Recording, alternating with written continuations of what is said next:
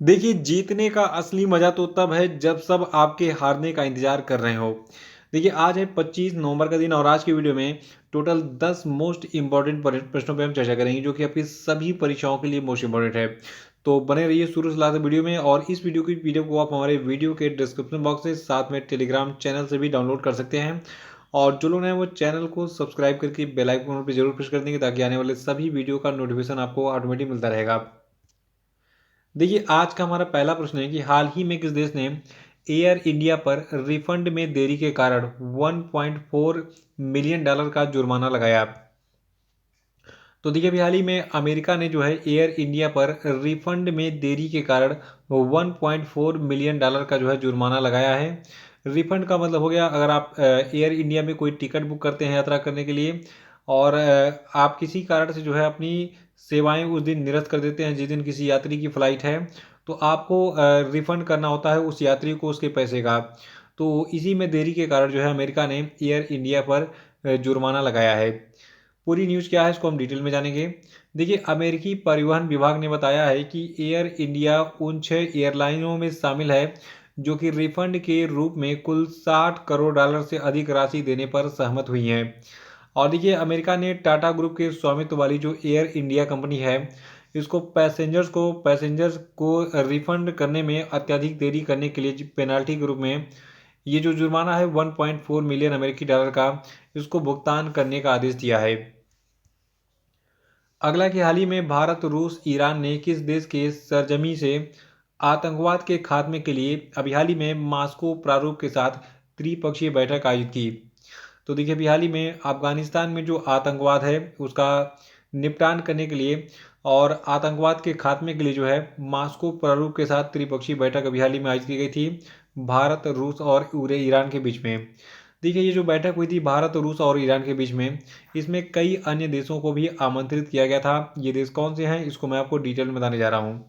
देखिए, जो आपकी ये त्रिपक्षीय बैठक थी अफगानिस्तान की स्थिति पर विचार के लिए, इसमें जो है रूसी विदेश मंत्रालय ने बताया कि इस बैठक में भारत, रूस और ईरान के साथ साथ चीन, Pakistan, Kazakhstan, Kyrgyzstan, Tajikistan, Turkmenistan, Uzbekistan के विशेष प्रतिनिधि जो है इसमें शामिल हुए थे। और देखिए, इस बैठक में कतर, यूएई, सऊदी अरब और तुर्की के प्रतिनिधि अतिथि के रूप में मौजूद हुए थे। और देखिए, रूस का जो विदेश मंत्रालय है इसने बताया कि सहभागी देशों ने अमेरिका द्वारा जब्त अफगानिस्तान की संपत्तियों को पूरी तरह मुक्त करने की मांग की है। तीसरा प्रश्न कि नैस्कॉम और आर्थर डी लिटिल की एक रिपोर्ट के अनुसार भारत में 5G नेटवर्क प्रौद्योगिकी 2030 तक भारत के सकल घरेलू उत्पाद में लगभग कितने प्रतिशत योगदान दे सकता है। तो देखिए, अभी हाल ही में नैस्कॉम और आर्थर डी लिटिल ने एक रिपोर्ट जारी की है जिसमें बताया गया है कि भारत में जो 5G नेटवर्क टेक्नोलॉजी है ये 2030 तक भारत के जीडीपी में कुल 2% का योगदान देगा। देखिए, कुछ आंकड़े मैं आपको बताने जा रहा हूँ, उसको ध्यान से सुनिएगा, ये आंकड़े एग्जाम के लिए इंपॉर्टेंट है। देखिए, वर्तमान में भारत में कुल जो है 1.1 बिलियन दूरसंचार उपयोगकर्ता हैं, यानी कि मोबाइल के उपयोगकर्ता हैं, जो कि चीन के बाद दुनिया में दूसरा सबसे बड़ा आंकड़ा है। यानी कि हम कह सकते हैं कि वर्तमान में चीन जो है ये दूरसंचार का सबसे बड़ा उपयोगकर्ता है और दूरसंचार के उपयोगकर्ता के मामले में भारत दूसरे स्थान पर है पूरी दुनिया में। देखिए, ये जो आंकड़ा मैंने बताया है 1.1 बिलियन का, तो इसमें जो है 740 मिलियन जो है ये 4G उपयोग करता है जो कि 4G मोबाइल यूज़ कर रहे हैं और इनके 5G में ट्रांसफ़र होने की उम्मीद है। क्योंकि देखिए, जब 4G हमारा चल रहा है नेटवर्क और अगर 5G नेटवर्क आ जाता है तो कंपनियाँ ऑफ़र देंगी, हम तुरंत जो है अपना मोबाइल वगैरह जो भी है उसको अपग्रेड कर लेंगे और 5G नेटवर्क का इस्तेमाल करने लगेंगे। और इस रिपोर्ट में बताया गया कि प्रमुख क्षेत्रों में ऊर्जा और संबंधित क्षेत्र 5G में प्रमुख उपभोक्ता होंगे जो कि अनुमानित 180 बिलियन डॉलर क्षमता का लगभग 30% योगदान देंगे और इसके बाद 20% पर खुदरा, 15% पर स्वास्थ्य सेवा और 10% पर जो है विनिर्माण क्षेत्र होगा। इसको नोट कर लीजिएगा।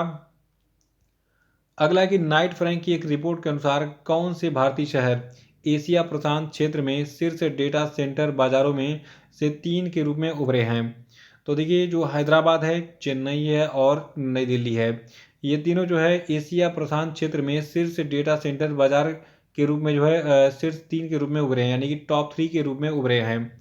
और देखिए इस रिपोर्ट में आगे बताया गया कि भारत में डेटा सेंटर उद्योग उच्च विकास पथ पर रहा है, जो कि आंशिक रूप से सरकारी नीतियों के द्वारा संचालित है, जिसमें डेटा सेंटर निवेश को बढ़ावा देने के लिए ऋण और अन्य प्रोत्साहनों की आसान पहुंच शामिल है। और अगला है कि हाल ही में कौन association of south east Asian nation, जिसको आप आसियान कहते हैं, तो आसियान का 11वां सदस्य बना है। देखिए आसियान देशों की लिस्ट में एक और देश जुड़ गया है। इस देश का नाम है तिमोर लेस्ते। तो तिमोर लेस्ते जो है ये 11वां मेंबर बनने जा रहा है आसियान का, यानी कि association of south east Asian Nations का। देखिए हाल ही में 11 नवंबर 2022 को कंबोडिया की राजधानी नोम पेन में आयोजित शिखर बैठक के बाद आसियान द्वारा ये घोषणा की गई कि जो आपका तिमोर लेस्ते है ये जो है आपका 11वां मेंबर बनेगा, लेकिन इसके लिए इसको कई सारे दौर से गुजरना पड़ेगा। फिलहाल आप जान लीजिए कि तिमोर लेस्ते जो है ये 2011 में इसने जो है अप्लाई किया था आसियान की सदस्यता के लिए। इस पर 2011 से ही विचार विमर्श चला था, लगभग 11 साल का समय भी हो गया है। देखिए तिमोर लेस्ते को शुरू में एक उच्च स्तरीय आसियान बैठक में एक पर्यवेक्षक का अभी हाल ही में दर्जा दिया जाएगा और इसे आसियान समूह का पूर्ण सदस्य बनने में वर्षों लगेंगे। तो अभी जो है आसियान में तिमोर लेस्ते जो है एक पर्यवेक्षक देश के रूप में शामिल होगा, ठीक है। बाद में इसको जो है इसको ये सारी कसौटी पर अगर ये खरा उतरेगा तो इसको जो है पूर्ण मेंबर बना दिया जाएगा, यानी कि पूर्ण सदस्य बना दिया जाएगा आसियान का। और देखिए जो आपका तिमोर लेस्ते देश है ये बहुत लोगों के लिए सरदर्द बना हुआ कि तिमोर लेस्ते नामक देश कहाँ से आ गया। तो देखिए तिमोर लेस्ते को पहले पूर्वी तिमोर के नाम से जाना जाता था और ये 1975 तक पुर्तगाली उपनिवेश था और पुर्तगालियों के जाने के बाद इस पर इंडोनेशिया ने कब्जा कर लिया और तिमोर लेस्ते के लोगों ने इंडोनेशिया से स्वतंत्रता प्राप्त करने के लिए स्वतंत्रता संग्राम छेड़ा। बाद में संयुक्त राष्ट्र ने इस क्षेत्र में हस्तक्षेप किया और साल 1999 में संयुक्त राष्ट्र के पर्यवेक्षण में कराए गए जनमत संग्रह में तिमोर लेस्ते के लोगों ने इंडोनेशिया से स्वतंत्रता के लिए मतदान किया था और इसे आधिकारिक तौर पर 2022 में संयुक्त राष्ट्र के द्वारा एक स्वतंत्र देश के रूप में मान्यता दी गई और ये एशिया का सबसे युवा देश बन गया है। तो ये आपका तिमोर लेस्ते जो है ये 2022 में एक जो है स्वतंत्र देश बना है, यानी कि सबसे युवा देश है ये एशिया प्रशांत का। तो इसको नोट कर लीजिएगा। अगला है कि केंद्र सरकार ने 10 जनवरी 2023 को उत्तर प्रदेश के किस जिले से असम के डिब्रूगढ़ के बीच दुनिया की सबसे लंबी नदी क्रूज शुरू करने का जो है प्रस्ताव रखा है। तो देखिए जो उत्तर प्रदेश का वाराणसी जिला है, वाराणसी से डिब्रूगढ़ के बीच में जो है दुनिया की सबसे लंबी नदी क्रूज सेवा शुरू होने जा रही है। 10 जनवरी 2023 को उसका उद्घाटन पीएम मोदी और उत्तर प्रदेश के मुख्यमंत्री योगी आदित्यनाथ मिलकर करेंगे। तो आइए इसके बारे में एक एक आंकड़े को हम नोट कर लेते हैं। एक एक पॉइंट एग्जाम के लिए इंपॉर्टेंट है और इस जितने भी मैं पॉइंट बनाऊंगा इसमें कम से कम 5 से 6 प्रश्न एग्जाम में पूछे जाएंगे। तो ध्यान से सुनिए। देखिए उत्तर प्रदेश के काशी से दुनिया की सबसे लंबी रिवर क्रूज यात्रा 10 जनवरी 2023 से शुरू होगी और काशी यानी कि बनारस से डिब्रूगढ़ तक कुल 3200 किलोमीटर तक का सफर जो है कुल 50 दिनों में तय किया जाएगा। यानी कि अगर आप घूमने के मूड में हैं तो आप 50 दिनों के लिए टूर पर निकल सकते हैं। 3200 किलोमीटर की यात्रा आप करेंगे क्रूज के माध्यम से। और देखिए हाल ही में वाराणसी के रविदास घाट से उत्तर प्रदेश के मुख्यमंत्री योगी आदित्यनाथ ने गंगा बिलास क्रूज के टाइम टेबल का विमोचन किया। यानी कि इस क्रूज का नाम क्या है, इसका नाम है गंगा बिलास क्रूज और ये क्रूज बिल्कुल हूबहू ऐसे ही आपको देखने को मिलेगा। थोड़ा सा फोटो आपको यही मिलेगी आपको भी देखने के लिए। देखिए फोटो क्लियर हो गया है। तो कुछ इस प्रकार का क्रूज होगा। इसमें कितने यात्री बैठेंगे ये भी मैं आपको बताता हूँ। देखिए 50 दिनों की यात्रा भारत और बांग्लादेश के 27 रिवर सिस्टम से होकर गुजरेगी तथा 50 से अधिक अहम जगहों पर रुकेगी, जिनमें विश्व विरासत स्थल भी शामिल होंगे। और ये जलयान राष्ट्रीय उद्यानों एवं अभ्यारण्य से होकर गुजरेगा, जिनमें सुंदरबन डेल्टा और काजीरंगा नेशनल पार्क भी शामिल होगा। यानी कि असम की तरफ भी आप जो है इस क्रूज में बैठकर जाएंगे। और देखिए इस लंबी यात्रा में यात्री परेशान ना हो इसलिए इस पर जो है गीत संगीत सांस्कृतिक कार्यक्रम जिम आदि सुविधाएं मिलेंगी आपको, स्विमिंग पूल वगैरह सब मिलेंगे। और भारतीय अंतर्देशीय जलमार्ग प्राधिकरण के मुख्य इंजीनियर रविकांत का ये कहना है कि गंगा बिलास जो है ये भारत में निर्मित पहला जलयान होगा और ये पूरी तरीके से आधुनिक सुविधाओं के साथ सुरक्षित है। इस क्रूज में 80 पर्यटक को लेकर जो है 3200 किलोमीटर की यात्रा 50 दिनों में पूरा करेगा ये, ठीक है। यानी कि जो ये क्रूज होगा जिसका नाम क्या है, गंगा विलास, ठीक है। तो ये 80 पर्यटकों को लेकर उनको कुल 3200 किलोमीटर की यात्रा कराएगा 50 दिनों में। तो बहुत सारा इंजॉय होने वाला अगर आप इस क्रूज में बैठने वाले हैं तो, ठीक है। लेकिन 50 दिन किसके पास टाइम है कि 50 दिन घूमे वो, क्या जिसके पास होगा वो जरूर घूमेगा। अगला है कि किस वर्ष को आसियान भारत मैत्री वर्ष के रूप में घोषित किया गया है। तो देखिए 2022 को आसियान भारत मैत्री वर्ष के रूप में घोषित किया गया है। देखिए वर्ष 2022 को आसियान भारत मैत्री वर्ष के रूप में घोषित किया गया है क्योंकि आसियान और भारत 30 साल की साझेदारी का जश्न मना रहे हैं और वर्ष भर इस अवसर को मनाने के लिए कार्यक्रमों की एक श्रृंखला योजना बनाई गई है। और देखिए भारतीय मीडिया का प्रतिनिधिमंडल 8 नवंबर से 13 नवंबर तक आसियान भारत मीडिया विनिमय कार्यक्रम के तहत सिंगापुर और कम्बोडिया की यात्रा पर था। और इस यात्रा के पहले चरण में जो ये मीडिया का प्रतिनिधिमंडल था तो इसने Singapore Bharat chambers of commerce and industry का दौरा किया। और देखिए 1992 में आसियान द्वारा भारत को शुरू में एक क्षेत्रीय भागीदार बनाया गया था और संबंधों में बढ़ती गहराइयों के साथ भारत को 1996 में एक संवाद भागीदार में बदल दिया गया। तो भारत जो है ये आसियान का संवाद भागीदार है, ठीक है। और अगला प्रश्न है कि हाल ही में व्हाट्सएप के इंडिया हेड ने इस्तीफा दे दिया, उनका क्या नाम था। तो देखिए व्हाट्सएप के जो इंडिया हेड थे, कंट्री हेड, इनका नाम था अभिजीत बोस। इन्होंने भी हाल ही में अपने पद से इस्तीफा दे दिया। और इनके साथ साथ मेटा इंडिया के सार्वजनिक नीति निदेशक राजीव अग्रवाल ने भी अपने पद से इस्तीफा दे दिया है। और देखिए अचानक दोनों के इस्तीफे के बाद कंपनी ने भारत में व्हाट्सएप पब्लिक पॉलिसी के निदेशक शिवनाथ ठुकराल को भारत में मेटा के सभी प्लेटफॉर्म के लिए पब्लिक पॉलिसी निदेशक बनाया है। और नवा प्रश्न की ब्राजीलियाई ग्रैंड प्रिक्स 2022 रेस किसने जीता है। तो देखिए जो ब्राजीलियाई ग्रैंड प्रिक्स 2022 का रेस था इसको जॉर्ज रसेल ने जीता है। और जॉर्ज रसेल जो ये मर्सिडीज के ड्राइवर हैं, याद रखिएगा। देखिए मर्सिडीज के जो जॉर्ज रसेल है इन्होंने साओ पाउलो में ब्राजीलियाई ग्रैंड प्रिक्स में अपनी पहली फार्मूला 1 रेस जो है जीती है। देखिए मर्सिडीज के जो आपके लुइस हैमिल्टन है ये इस रेस में, और फरारी के जो कार्लोस सैंज है ये इस रेस में क्रमशः दूसरे और तीसरे स्थान पर थे। यानी कि पहले स्थान पर जॉर्ज रसेल विनर रहे, दूसरे स्थान पर इस रेस में कौन रहे, लुइस हैमिल्टन, और तीसरे स्थान पर इसमें कार्लोस सैंज रहे। और देखिए रेड बुल के जो मैक्स वर्स्टप्पन है ये चौथे स्थान पर रहे थे ब्राजीलियाई ग्रैंड प्रिक्स 2022 में। और जो आपको बता दूं इस साल का ये जो है जॉर्ज रसेल का जो जीत था मर्सिडीज की तरफ से, तो ये जो है फार्मूला 1 2022 सीजन में मर्सिडीज की पहली जीत भी थी। यानी कि मर्सिडीज के किसी भी रेसर ने जो है अब तक कोई भी फार्मूला 1 नहीं जीता था। ये पहली फार्मूला 1 जीत थी 2022 की जॉर्ज रसेल के द्वारा।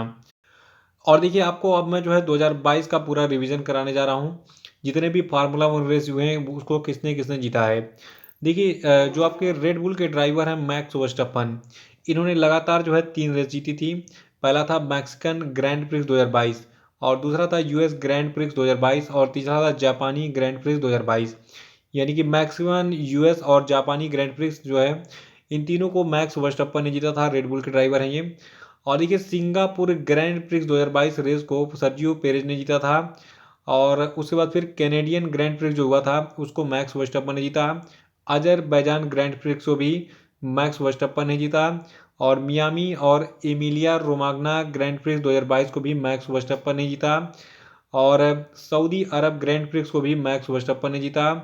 फ्रेंच ग्रैंड प्रिक्स को भी मैक्स वर्स्टप्पन ने जीता। और Spanish grand prix, Hungarian grand prix, Belgium grand prix, Dutch grand prix, Italian grand prix को भी जो है मैक्स वर्स्टप्पन ने ही लगातार जीता था। और उसके बाद मोनाको ग्रैंड प्रिक्स रेस को जो है सर्जियो पेरेज ने जीता। ऑस्ट्रेलियन ग्रैंड प्रिक्स 2022 को चार्ल्स लेक्लर ने जीता। बहरीन ग्रैंड प्रिक्स को भी जो है चार्ल्स लेक्लर ने जीता। और फिर ऑस्ट्रियन ग्रैंड प्रिक्स को चार्ल्स लेक्लर ने जीता था। और उसके बाद फिर नंबर आता है आपका ब्राजीलियाई ग्रैंड प्रिक्स का, इसको जॉर्ज रसेल ने जीता है। तो ये आपके टोटल 20 फार्मूला 1 रेस हो गए जिनको आपने एक पेज पे रिवाइज कर लिया। और 10वां प्रश्न की हाल ही में नवी टेक्नोलॉजीज ने किसको अपना ब्रांड एम्बेसडर अपॉइंट किया है, बताइए। देखिए एक कंपनी है नवी टेक्नोलॉजीज, इसने महेंद्र सिंह धोनी को अपना ब्रांड एम्बेसडर बनाया है। और देखिए व्यक्तिगत ऋण, गृह ऋण यानी कि होम लोन और सामान्य बीमा आदि जैसे वित्तीय उत्पाद बेचने वाली जो कंपनी है नवी टेक्नोलॉजीज लिमिटेड, इसने महेंद्र सिंह धोनी को अपना ब्रांड एम्बेसडर बनाया है। और अब हम बात करेंगे आज के सभी क्वेश्चन अपडेट पे। बताइए कि राष्ट्रीय प्रेस दिवस हम कब मनाते हैं। और आपको बताना है कि अंतर्राष्ट्रीय सहिष्णुता दिवस जो है ये किस तिथि को मनाया जाता है, बताइए। और बताना है आपको कि जनजातीय गौरव दिवस ये कब मनाया जाता है। ये सारी चीज़ मैं आपको बढ़ा चुका हूँ, पुराने करंट अफेयर के प्रश्न हैं, तो इसको रिवीजन करना बहुत ज़रूरी था। मैं आप आज चेक करना चाहता कि क्या पुराने करंट अफेयर के प्रश्न आपको कंठस्थ हैं कि नहीं है। चौथा प्रश्न आपके लिए कि हाल ही में किसे स्विट्जरलैंड पर्यटन के मैत्री राजदूत के रूप में नियुक्त किया गया है, बताइए। पांचवा कि हाल ही में किसे नीति आयोग का पूर्णकालिक सदस्य नियुक्त किया गया है, बताइए। और अब हम क्वेश्चन अपडेट के सही उत्तरों के बारे में बात करेंगे। देखिए, प्रसार भारती के नए सीईओ बने हैं गौरव द्विवेदी। और देखिए, अक्टूबर 2022 में जो खुदरा मुद्रास्फीति है ये घटकर 6.77% पहुंच गई है। और अभी हाल ही में पीएम मोदी ने जो है बेंगलुरु में 108 फीट ऊंची स्टैचू ऑफ प्रॉस्पेरिटी का अनावरण किया था। और देखिए, 14 नवंबर को विश्व मधुमेह दिवस भी मनाते हैं हम। और आंध्र प्रदेश राज्य ने हाल ही में अपना 55वां राष्ट्रीय पुस्तकालय सप्ताह मनाया। तो इसी के साथ आज का वीडियो समाप्त होता है। जय हिंद।